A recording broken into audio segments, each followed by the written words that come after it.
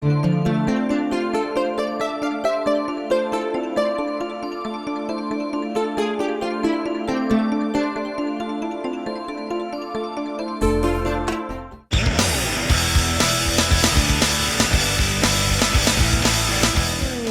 afternoon, everyone. I would like to welcome everyone to the Manatee Tiger Bay Luncheon today, and thank you so much for spending your lunch hour with us as we talk about minimum wage. My name is Xavier Bailey, and I am your president. We will have our Pledge of Allegiance from Cadet Zay Whitfield from Sarasota Military Academy. Please give him a round of applause. Please rise for the Pledge of Allegiance. I pledge allegiance to the flag of the United States of America and to the republic for which it stands, one nation, under God, indivisible, with liberty and justice for all.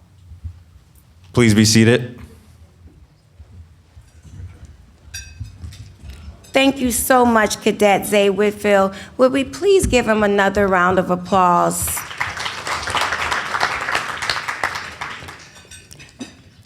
Next, we would like to recognize our veterans and any active duty members in the audience. Would you please stand really quickly as we thank you for your service?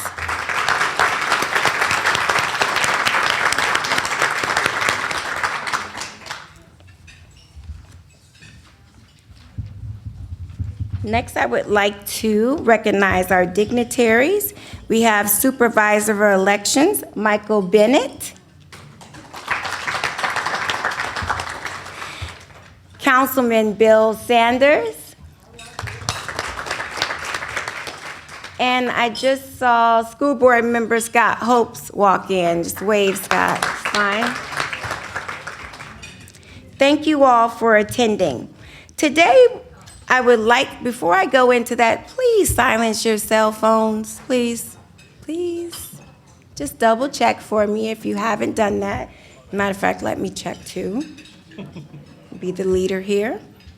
Thank you so much. Today we're going to talk about increasing minimum wage, waging the war, too high, too low, or just right.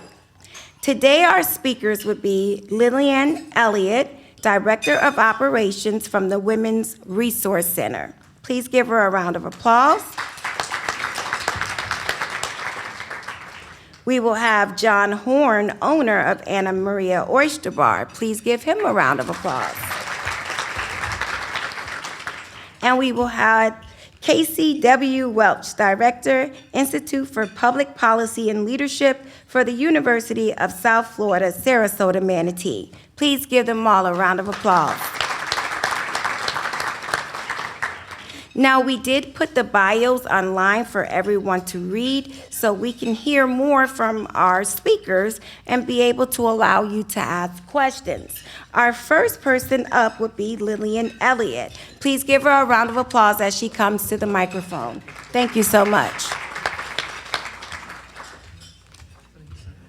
Good afternoon, everyone. My name is Lillian Elliott, and I'm the Director of Operations for the Women's Resource Center.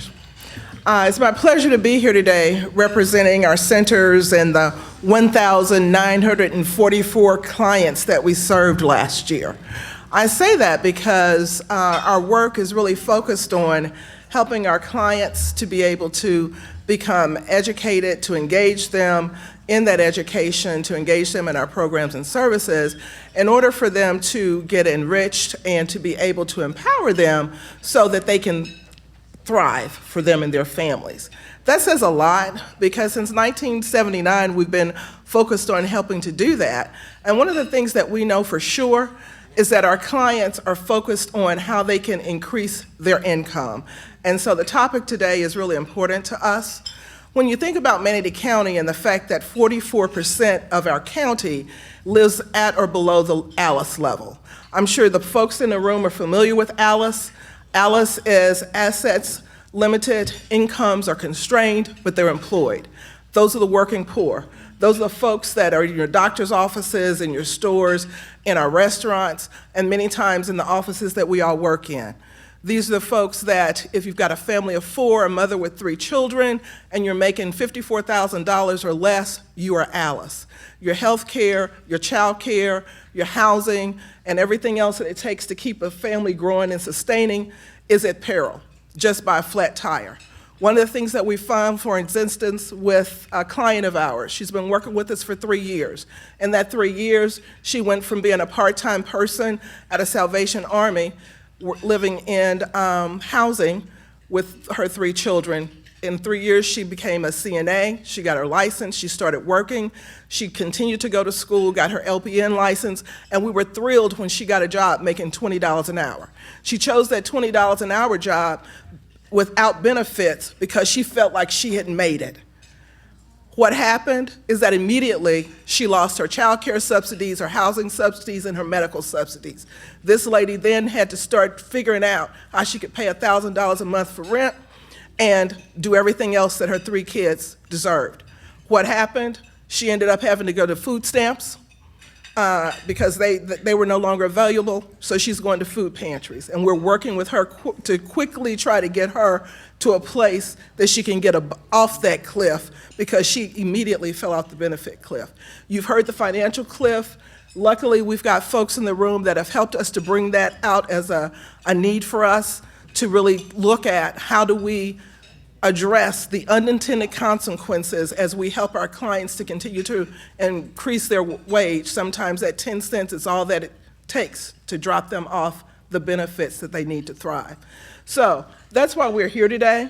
We know that it's a two-edged sword, and we know that we as a community can work together to make it work for our families so that they can thrive and to be able to continue to contribute to everything that we all want to see happen in Manatee County. Thank you.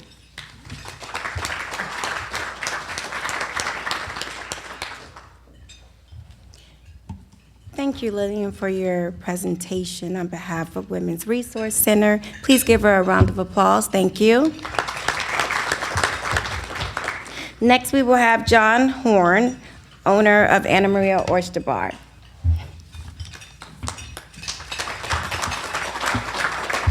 Thank you all for having me here today. I had someone ask me, they said, how can you stand up in front of people and say, I don't want to pay my staff more than I'm already paying them? I mean, that's kind of counterintuitive to me motivating my staff. We've had meetings like this in different restaurants and hotels, and how can I stand in front of this server right here and say, I don't want to pay you more? And that's what we're doing. Well, the fact of the matter is, I mean, I can't speak for every industry, I can speak for mine. In our industry, if we institute $15 an hour, what it's going to do with the tip credit is you're not going to have tipped employees anymore. You're going to pay everyone $15 an hour. And so this young lady working here, who's probably making $30 an hour, which is what most servers make, will be making $15 an hour. So one of the side effects or the unintended consequences of $15 an hour will cut people's salaries. So there's so many different loopholes and caveats in this. It's not something that needs to be on the constitutional amendment. It doesn't need to be on the Constitution. It needs to be legislated. It's actually already handled by the market. I was down, again, I was at a FRLA, a Restaurant and Lodging Association meeting. We were down at Duck Cay, at Hawks Cay on Duck Key. And we were talking to the guy that owns the place, and he says, Publix, right up here in Marathon, starts their cashiers at $15 an hour. Not because that's what the minimum wage is, but because that's what the market bears. That's what they have to pay to get someone to work at Publix as a cashier. So do you think he's hiring busboys at $10 an hour or cooks at $10 an hour or anybody to wash dishes at $10 an hour? That's the minimum wage in the Keys, is whatever the market has brought up. So we're very concerned about, especially our industry, of the unintended consequences of $15. We're not saying that $8.56, yeah, I just kind of blew it. Anybody know what minimum wage is, really? In all honesty, yeah, you do now. But most people don't even know what minimum wage is, right? I have no one in my organization. I have 392 employees right now. and there's not one making below $10 an hour, right? I can't hire anyone at that, right? I don't have a cook below $13 an hour. So the market will take care of that. There are industries that apparently someone needs to regulate, but I don't see where bringing them up to $15 is going to be the solution to that. So, excuse me, I'm very concerned about my guests, my staff. I'm terribly concerned about my staff. I don't want to tell Brian Henry, who's been with me for 12 years, who owns 2 rental properties in the area. He's been a server for 12 years. He's obviously above Alice. He's obviously doing well, and he's not the exception. He's the norm in our organization. They're making good money. My kitchen staff make good money. Now, very few I've got a couple in my kitchen at 15, but you've got to understand, if I start hiring people at 15, most of mine are already at $6, $7 over minimum wage. So we're gonna raise that up. So let me give you a number. I'm sorry, I lost my voice somehow. Let me give you a number. If the minimum wage goes to $15 an hour, forever and ever, we never cared what minimum wage was in our industry because servers made $2.13 an hour, and that's where most of your tipped employees are at that basis. The state of Florida now has a tip credit. It's $3.02. We made a deal with the state that we will collect all the tips. We will make sure they are claiming all their tips, and we will match their taxes on it. We will guarantee they make minimum wage. So they give us a $3.02 credit, but that is now tied to the minimum wage as well. So when minimum wage goes to $15, we'll be paying servers, tipped employees, $12, $11.98, round out to 12. We'll get rid of tips. So we'll increase the price to absorb that amount of money.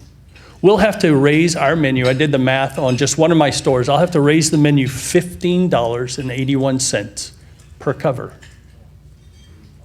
right? That's almost double what I charge now. So look at the clientele in our area of Florida. Look at Manatee County. What's the clientele? A lot of them are on fixed incomes, right? My clientele, I have people eat with me 5 days a week. They're on fixed incomes. If I raise my menu $15, how often do you think they'll eat with me? I guarantee you not 5 times a week, right? So everybody talks about automation. The automation will come in and that'll help. How many of y'all have eaten at a McDonald's? Or you've gone to McDonald's and you had to use the kiosk, right? You can't even go to the counter anymore. You can't even go to the counter and order it anymore. We tried to do counter service at our location on Braden Beach. We thought, it's a beachy atmosphere. People order up, we'll take food to them. We thought we were leaving maybe 20% of our sales on the table by not getting an extra drink, not getting a dessert. So after a year and a half, we changed our mind and said, it's an oyster bar. We need to have service. We need to have smiling people there greeting you. We need to take care of our guests. We changed, and we were absolutely wrong about 20%. Our sales went up 46%. 46%. The following year, our sales went up 26%, right? So we have increased our sales, but guess what else we increased? We increased the number of hours we paid staff. So I basically have put 18 more people on the payroll because it takes more people. It takes more people to be there, to take care of them, to get their order, to say thank you, the whole 9 yards. I've increased the number of people I'm employing at one location in Little Manatee County just by having table service. So everybody's like, well, we'll go automation. Have anybody been through LaGuardia lately? All you see is iPads. That's all there are in LaGuardia. You order your drink, you order another drink, you swipe your card, and you get on your plane. Somebody brings you a drink. There's no interaction. So the amendment is not, or the constitutional amendment is not addressing training wage. It's not addressing youth wage. Every restaurant you go into, who's at your front door? Probably your kids, right? It's high school kids. 1 in 3 Americans got their first job in the hospitality industry. 1 in 3 got their first job. So we're paying $5.54 an hour right now and tips for a host. I have 3 girls or boys at the front door of every restaurant I have, right? You walk up and you see 3 people, and most of them are 16, 17, 18. It's their entry level. It's where they get their start. Can I afford $45 an hour to have 3 high school kids standing at the front door? Absolutely not. So what will I do? I'll get a kiosk. Someone will build an app that you can just sign in, horn, party of 4, and then it'll text my phone and it'll say, you're at table 27 tonight. You don't have to have anybody there. It'll say your table's ready, go to table 27. I'll get rid of all the paper towels hanging from the ceiling and I'll put signs. This is table number 27, right? And you'll seat yourself, right? We need to look and see what a wage needs to be, but we can't do the same. What's good in Manatee County is not good in the Keys. What's good in Bay County is not good in Manatee County. We can't do something for the whole state. So no, I don't want to keep people down. No, I don't want to keep people's wages where they can't live and they can't take care of their families. But we have to make sure that we still have entry-level jobs too. Because I've got people that started with me as a busboy, sort of like I did, walking in as a busboy. And they already own their own restaurants or they're managers. I've got people that started with me as an intern from MTC that are now one of my floor managers making about $58,000 as an entry-level manager. I'll shut up now. Thank y'all very much.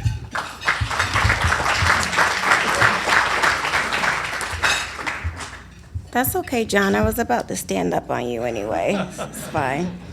Next, we'll have Casey Welch, Director, Institute for Public Policy and Leadership for the University of South Florida, Sarasota Manatee. Please give him a round of applause.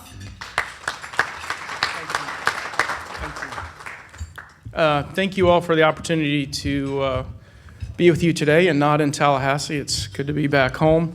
Usually I have to bribe my son with dinner to talk politics, so I'm really enjoying that you all are already eating and having lunch and are here under your own accord, as opposed to me having to do that with him.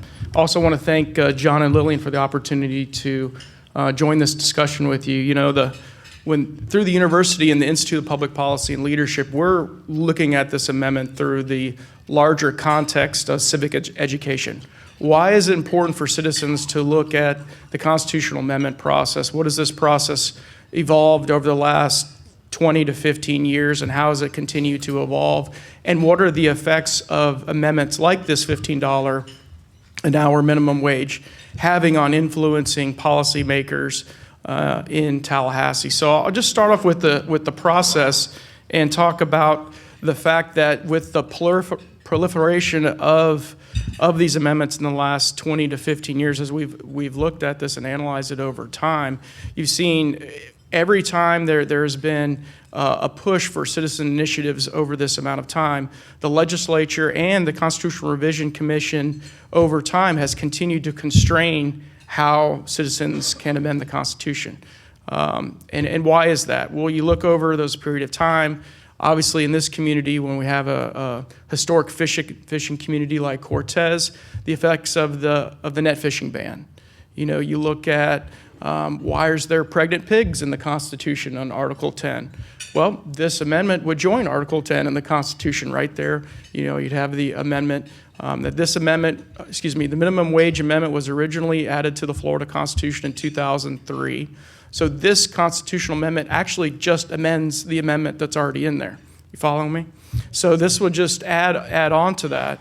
So what would that immediately do? Okay, so as John so eloquently laid out, what's the current rate? Well, if this amendment is passed by voters, it would automatically take it up to $10 an hour in 2021 with the goal of getting it to 15 in 2026. So you look at a long period of time. So as John pointed out earlier, why doesn't the legislature, do they have statutory authority over time to do that? Well, there hasn't been the political will or necessity to do that. So obviously the outside forces, this amendment is funded. You can look on the Department of State's website. It's funded by John Morgan. I think we've all seen his commercials and billboards and various forms of activity. So what are the additional reasons political on these types of amendments? Is it because it's a presidential election year? and they're trying to increase turnout. I mean, was that the same reason we had the medical marijuana amendment 2 years ago during the gubernatorial election? So these are the things that we look at the Institute of trying to analyze the purposes and corollary effects of these amendments over time. And I think that's very important for the civic education of the citizen. It's not that, as we said and discussed earlier, it's not that simple. $15 an hour sounds great. I mean, you ask a man on the street, everyone thinks that's great, but it's as a mentor of mine sitting in this room says, what are the unintended consequences of that? What are those unintended consequences to the economy of the state of Florida that's built on the three-legged stool of construction, hospitality, and agriculture? What are the impacts of that over time and in this community? So I'll stop there and take questions, but from the university's perspective, we're not pro or con on this issue. We're analyzing it in the context of the constitutional amendment process. I'll also add real quick before I stop, the legislature in the last 2 years, there's 2 bills pending right now in the legislature that will constrain and set bars higher on the geographic thresholds on how constitutional amendment signature gatherers can do it. Last year there was constraints, there was standards put on the petitioners for petitioning this. The governor signed it into law. We're looking at legislation right now in Tallahassee, this legislative session that's reviewing whether we should have even a constitutional revision commission, which is one of the 5 ways we can amend the Constitution here in Florida. So I'm saying all that to say I think it's very important for all of us to be not only educated on this individual amendment, but the whole process and the consequences that go along with them. So thank you for the opportunity.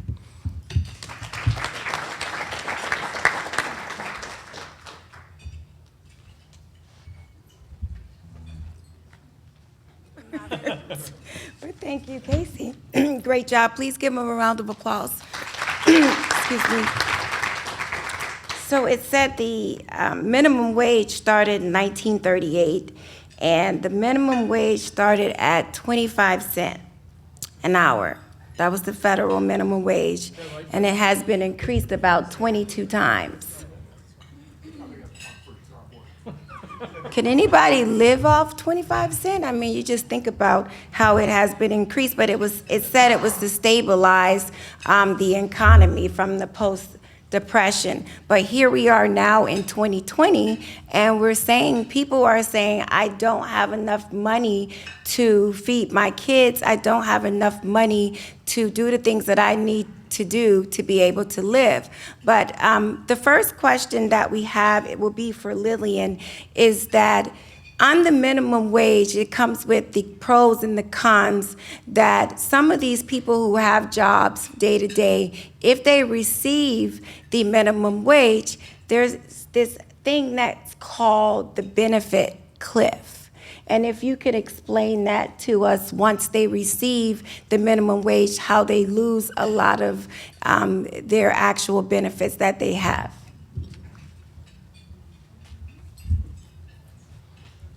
Sure. As I mentioned earlier, the benefit cliff comes into effect with anyone who is receiving federal subsidies, if that's SNAP, if that's food stamps, if that is child care subsidies, or if they live in public housing and their rent is dependent upon their income. This benefit cliff comes into effect is that when you report your earnings, you immediately are reassessed against what those minimums are. And if now you're making a penny over what that number was, you immediately lose 100% of those benefits. So you fall off the cliff, you're no longer eligible. And what we have been talking about and what we have been working with Mike Bennett and some other folks to help the legislative arm to really start looking at is studying how might we be able to have a gradual move off of those benefits so that it is not so traumatic on the family, and so that people who have gone to school and have these jobs have some incentive to continue to go. Because what happens is that people, some of them, look to see how much money can I make this year and still keep my benefits. We've got clients that have shared with us that's what they have done traditionally. It's like I might work part-time or I might work a certain amount of months, but I'm afraid to go above that because I know that whatever job I have, I cannot afford to take care of my family with that income. So I'm depending on the child care subsidies as the number one cost that is incurred that people really have to try and figure out. So that's what the benefit does, CLIF does. What we're asking is for the state to start looking at how might we be able to look at it as a gradual move. For instance, if the income goes up by 7%, then your benefits go down by 7%, but you don't lose 100% of it. You gradually move off. Does that answer? Thank you. Thank you so much. Okay, now it's time for questions. And to ask a question, you must be a member of Manatee Tiger Bay. And to become a member, you can see Elaine and pay $100 today. I didn't think that's funny. I think our questions are worth $100. Please give us your name if you are a member and state your question and to which speaker you want to direct your question to. Members, to allow everyone a chance to ask questions, you are limited to 30 seconds. Only ask the question. Try not to elaborate too much, a little bit. Come up, Jane. Hi, my name is Jane Filesticker, and I am a member. And my question is to all of you. It seems that a recurrent theme that has come up throughout this discussion is the sort of stagnant state of Florida's legislative process in comparison to the attempt to change things through amendment. I once heard Rex Jensen, I'll paraphrase, say that the Florida's state constitution looks more like a Facebook page than a constitution. What would you recommend as a solution for getting grassroots public desired changes to be brought before the legislature rather than having it brought as a constitutional amendment petition? Great question. Yes, please correct me when I step in it, John. Thank you. I think it's very simple. Vote. Go see the supervisor election and his staff that are sitting here. When we look at voter turnout, that's what our democracy was built on. You look over time from the first presidential election of George Washington, which we didn't celebrate his election on Monday, but President's Day, we're celebrate his birthday, along with Lincoln's. You look at the initial civic engagement of our founding fathers and the precipitous decline in that over time. So to answer your question more fully, I would say more civic engagement. If the population, if the citizens were more engaged, then the legislators in Tallahassee, by definition, would have to be more responsive to their constituents if they were held accountable in the ballot box. You look at another constitutional amendment that I failed to mention earlier, which is the term limits. So term limits, you have a very small period of time for legislators to come acclimated to all these issues and understand, well, what did the 1968 Constitutional Revision Commission did versus the one that followed 20 years later, and so on and so on. You can't find your parking spot in the Capitol building over, in that period of time, and then it's over with. So I think the citizens and who voted in 1998 for that thought they were solving a problem, and I think the citizenry did, but it created another problem. That loss of that institutional knowledge were transferred from legislators to unelected bureaucrats and lobbyists. And there's, again, we talked about the unintended consequences of that. So I won't sit here and filibuster anymore, but to answer your question, it's vote, it's civic engagement, and if that is the case, legislators will be responsive, because if not, they'll be out of office. Let me just add one. If I can just add one thing to that, and I couldn't agree more, but once we've elected them or re-elected or whatever, we have to tell them what we feel. I remember talking to Bennett one time, and he said, I'd rather somebody call me and tell me. We all expect our legislators to understand our industry.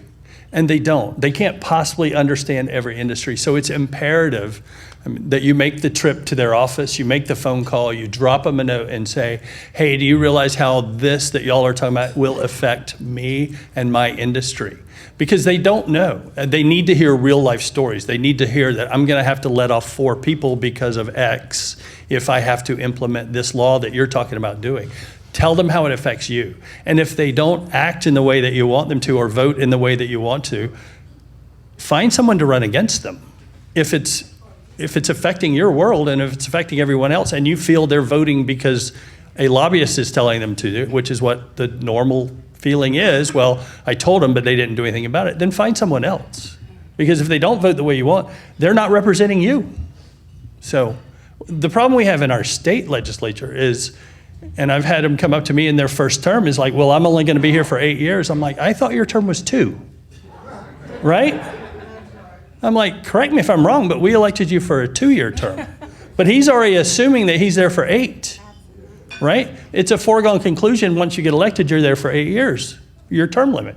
That's not right. If they're not doing their job, hold them accountable and get somebody else.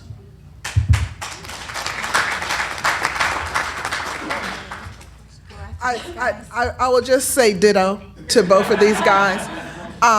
Voting is imperative, certainly, and letting our legislative arm know how we feel about topics. And you know, I would add to that is to invite them in to see and know and do.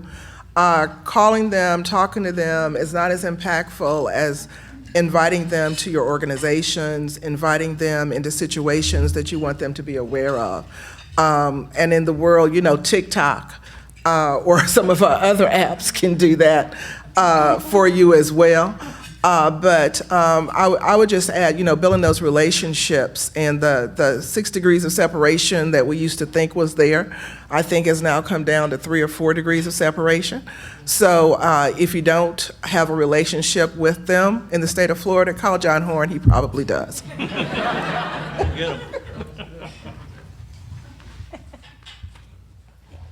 Any other questions? Come on down to the microphone, please. Steve the henchman. My question is, if this passes, the residual effect that it will have on, as you call, the benefit cliff. Second part of that, what about changing state and federal requirements in terms of the income for individuals who are receiving public assistance, whether it's child care, housing, et cetera? Who's your question for? I'd like that from each of them because they each said something that is impactful. Casey mentioned about that if it passes, it's going to be increments. Did I hear correctly? That's needed, but we need to look at the top to make sure that as the income goes up, so does the federal guidelines. So how do we make that happen? The question? Lillian's going to be able to give you the best answer. I'll give you a quick one.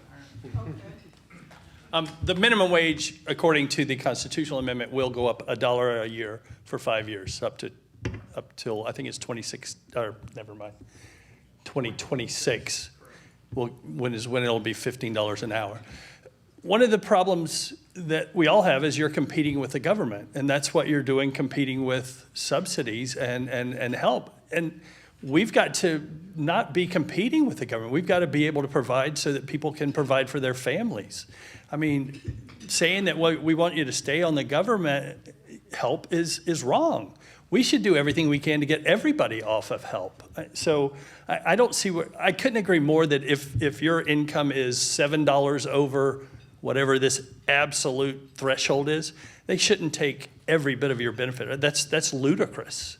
But there needs to come up with, and the legislature needs to do that job to find out if I'm $7 over this border, whatever it is, I don't care if it's $5, $500,000 a year, whatever it is, that I can keep some of mine. Because if we start losing people, and people want taken an advance in a job because they'll lose benefits, that's just nuts. But you can't take all of that. I can't pay I can't pay their child care $1,000 for $1 an hour for a 30-hour job.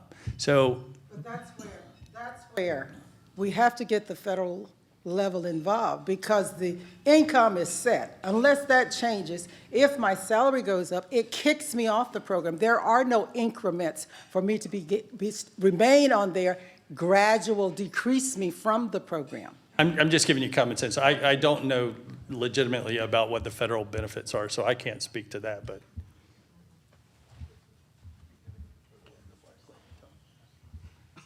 I think that what you're saying is true, Ms. Copeland, and that is why it is so important for us to understand what will be required at the state and federal level. We're starting at the state level because we know that the interest exists, not only on this west coast of Florida, but on the east coast of Florida. There have already been some studies done with the organizations that are traditionally community-based organizations that provide health care, that provide child care, getting all of those organizations at the table to be able to understand the stories and to be able to make recommendations is where we are right now. I'm not saying that we know the answer, but we do know that we continue to see over and over and over again the impact of this two-edged sword as we try to help people move away from poverty through ALICE and to get to a sustainable wage. Because that's the hard thing, is that if you're in poverty and you work so hard and you're so proud with this certificate or this $25 an hour thing that you've got, and then the reality of that hits you the next month, not only does it impact you and your family, but all the stories that continue to grow across the community. It doesn't give incentive and motivation to other folks. So I certainly don't profess to know the answer. We do not know at the Women's Resource Center. We just know that there's some unintended consequences, and we know that we'll continue to do what our mission is, and that is helping people to grow, and at the same time advocating for the legislative arms to do what they can to help us.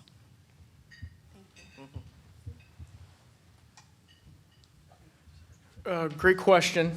I'll just add on to it that there are two pieces. There's companion pieces of legislation currently pending in the legislature, and I'll give you the bill numbers afterwards, in the House and the Senate to study the benefits cliff and to do exactly what you're talking about. What is the impacts of all of these moving parts from how the state handles it, and then obviously the federal government's role in that? And that's a very important part of this conversation, is how does all that interact? And the answer is, as you heard from all three of us, is no one knows. So that's why it needs to be studied and have a comprehensive conversation around it. And I hope that the next step from the study, if it actually goes through the legislative process, which it looks like it will, is that there'll be some recommendations or a task force, and you'll have business, and you'll have education, and you'll have stakeholder groups like the Women's Resource Center coming together to make recommendations back to the legislature on proposed changes, then obviously to the federal government as too, because there's a partnership there.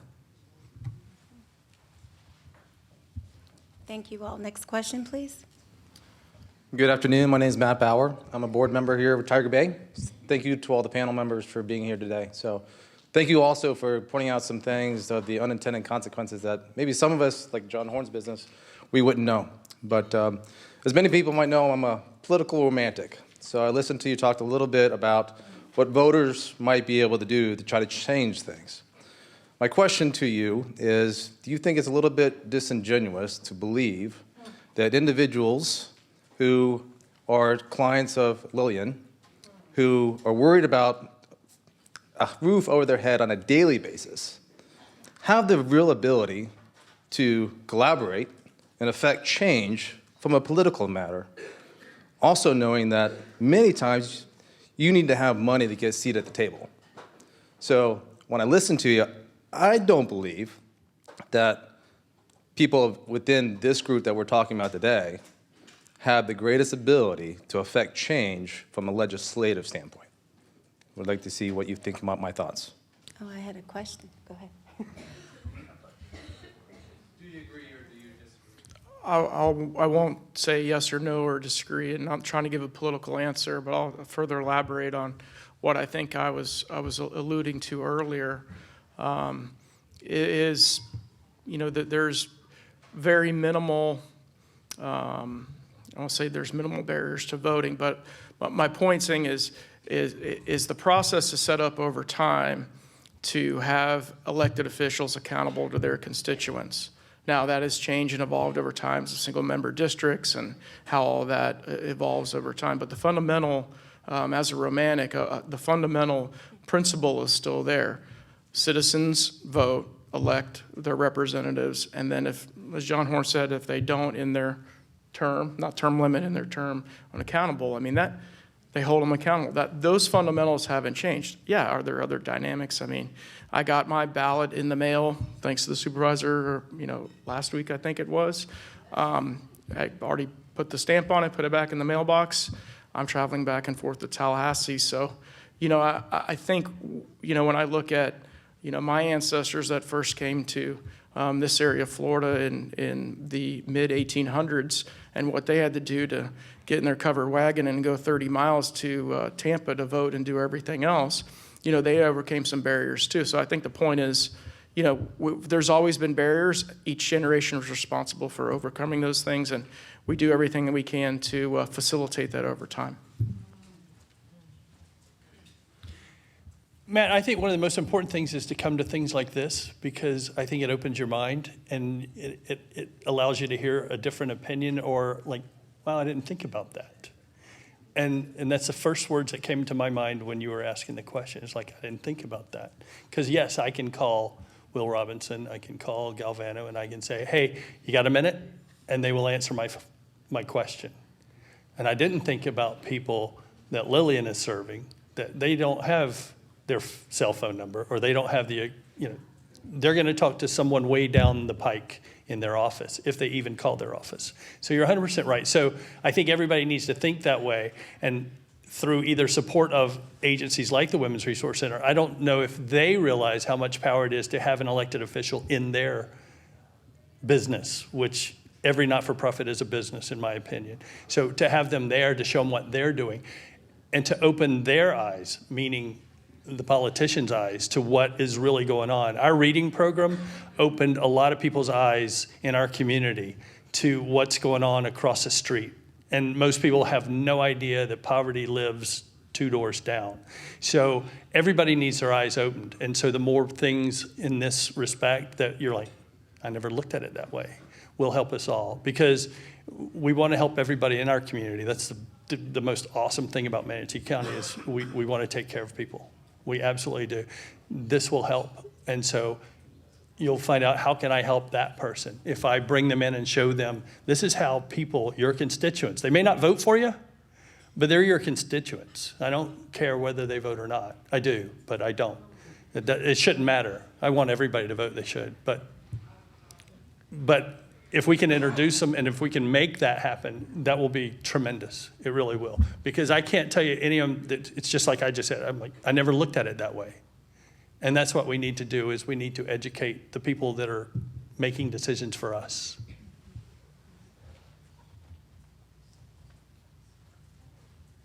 I love Lillian, by the way. He is one of my good friends. Thank you for that question. The reason that Women's Resource Center is advocating for this is because we know our clients need to have a voice. And we have the ability to have the relationships to be able to advocate for them in ways that they cannot do for themselves. We also have the ability to put them in places that they can advocate for themselves. All of you in the room have that same ability. Many of you are familiar with the Aspen Institute. Lynette, the person that I just shared her story, 3 years from working part-time to now having an LPN license, making over $20 an hour and still can't afford to put food on the table. She went to the Aspen Institute. She was our representative at the Aspen Institute last month. We worked with the Community Foundation of Sarasota and to help get her there. So we are working tirelessly to try and make those voices heard, and I would just encourage all of you to also be that voice. Thank you all. Next question. My name's Ken Piper, and I am a member. Casey, I really didn't understand what you were driving at as far as policy is concerned. So maybe you could help me out. What's the policy behind the government requiring a minimum wage?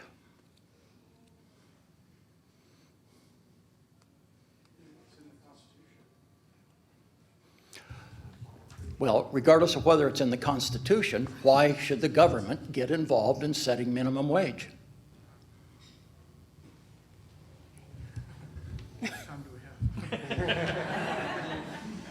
You got 1 minute. Saved by the bell. Well, I think it was Adam Smith who said, no, I'm not going to go into the history of economics. I don't have enough time to answer that question. My point of bringing up the policy is the citizens of the state of Florida made a decision to amend the Constitution of the state of Florida in 2003. We're discussing amending that amendment going forward. Previous to that time in the history of the state, the legislature retained that authority and still does that to this day to do that statutorily. So for me, the policy standpoint is not whether or not we should have a minimum wage or should it be in the Constitution or not. It's laying out the framework on who has the authority to do it, why do they have the authority to do it, is that authority being limited, are there barriers to that being put up, why isn't the legislature doing it if they have the authority, what are the barriers to that? It's the analysis of the policy and that it's not whether this is good policy or bad policy. May I follow up? Go ahead, Mr. Piper. What you gotta Okay, say? what's the public policy that indicates that what either one of those two people sitting to your right is right or wrong?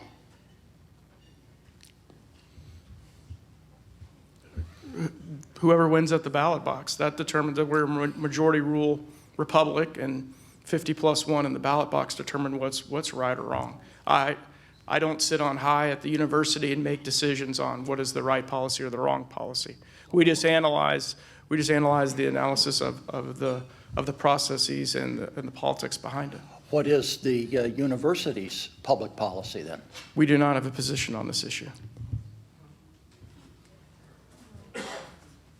Thank you, Ken. John? My name is John Colon. I'm a member. I'm also a housing commissioner in Sarasota, former school board member. We probably have a minimum wage because we don't believe in slavery anymore. That's the main reason. And we think that people should at least have the dignity of work and be able to earn something. Now, I personally, I'm not a big believer in it, but I think it's necessary. Florida's minimum wage is higher than the federal minimum wage. When we look at people for public housing, we look at what the mean income is for any given area. For the Sarasota, Manatee, Bradenton area, believe it or not, family of four, it's about $80,000. We usually use around 70, but we go at 50% of that for benefits for public housing. So if you earn about $35,000, you have a family of four, you qualify for our benefits. And I think that's important.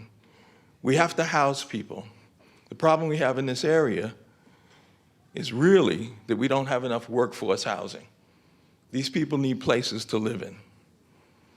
And the minimum wage helps that. Now, let's bear in mind that, and I'm sorry to go on, but the minimum wage was not set up to be forever. It was set up for entry-level positions. People are supposed to get those jobs, better themselves, and move on. John is right. It's for high school kids. It's for ex-offenders coming out who need employment, and they need to prove themselves. This is critical. The only question I have with the other people up there is, do they think this will change or go up? And I don't believe that $15 is the right way to go. It will put too many people out of work.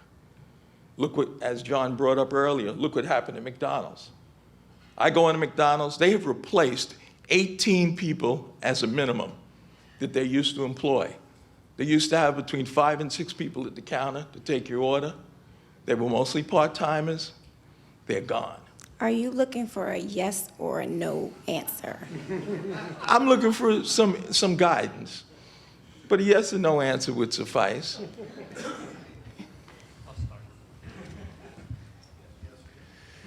The polling, and it takes 60% of Floridians voting to pass a constitutional amendment. The polling right now is at 62 to 63% are in favor of the amendment.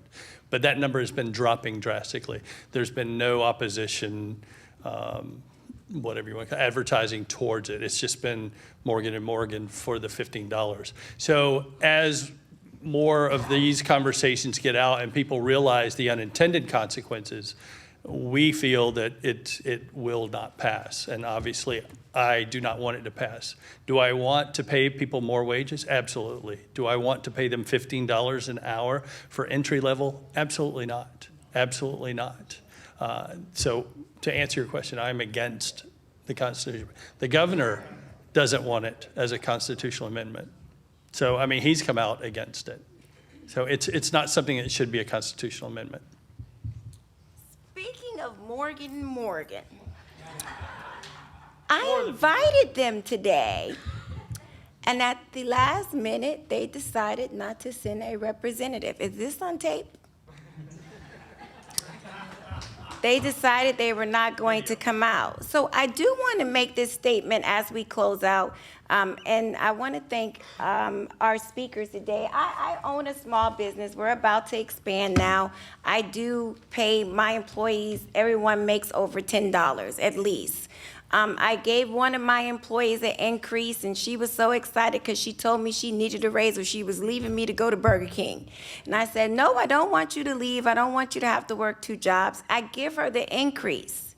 A week later, I get a notification from her that I need to decrease her pay or she's going to lose her benefits. Those are, to me, maybe not the choices people should be making, but stand up, young people, for me. Every young person at Sarasota Military Academy is here. This is our future. If we take anything away from this message today is whether you support it or not, go out and vote.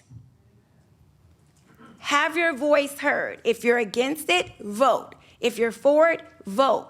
But when you are voting, like Casey said, study the information. Because it almost is like those little car salesman commercials and says, you are pre-approved. But you really aren't pre-approved. And you end up having to put more money down than you thought. This is our future. I want you to leave today and think about what you heard. And when you do turn 18, for my seniors over there, exercise your vote. Go back and tell the young people, your friends, what you heard here today. You all can sit down. Teacher says you can sit down now. Thank you all for attending today. If you would please give our panel a round of applause one more time. Lillian, John, and Casey. Thank you to our Board of Directors and Program Committee. Would you just please stand really quick if you are here? It's really quick. Please give them a round of applause. Our next luncheon will be held on March 19th. We're looking at voter security and a couple other things, but we'll get it out to you as soon as possible. We invite you to become a corporate, nonprofit, or individual member. Please visit our website at tigerbay.org. Members and guests, if you would like to invite someone to come, please do. And if you're interested or have any topics for me, please let me know. Pier 22, we thank you for your complimentary valet parking. Thanks to our following news media coverage: Charles Clapsaddle and METV crew for taping and broadcasting our forum on METV channels. ABC 7 WWSB News team for attending and covering today's program. Braden Herald and Sarasota Herald Tribune. Thank you today for coming out to our lunch. Have a great day.